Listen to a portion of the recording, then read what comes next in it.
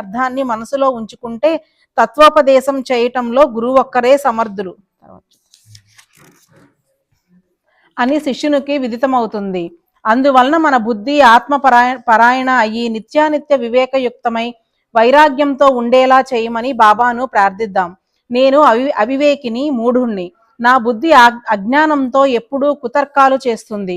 అందువలనే ఈ సమస్యలు. బాబా, నాకు గురువు యందు వేదాంత వచనాల యందు దృఢ విశ్వాసం ఉండేలా, నా అంతఃకరణ అద్దంలా నిర్మలమై అందు ఆత్మజ్ఞానం ప్రకటమయ్యేలా చేయండి. సద్గురు సాయి సమర్థ యథార్థ జ్ఞానాన్ని తెలుసుకునేలా అనుగ్రహించండి.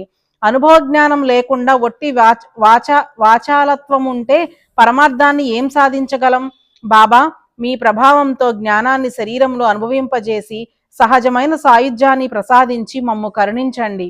ఆ ముక్తి కోసం దేవా సద్గురు సాయి, శరీరమే నేను అని తలచే మా అహంభావాన్ని మీ చరణాల యందు అర్పిస్తాము.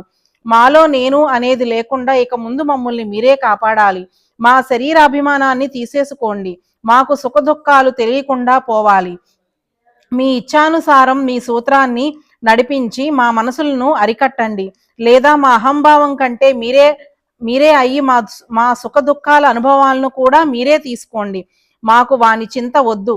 జయ జయ పూర్ణకామ, మాకు మీ యందు ప్రేమ స్థిరపడుగాక.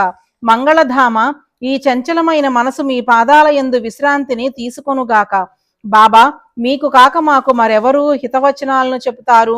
ఎవరు మా దుఃఖాలను తొలగించి మా మనసులకు శాంతిని చేకూరుస్తారు? బాబా, మీరు షిరిడీ రావటం షిరిడీ యొక్క భాగ్యం.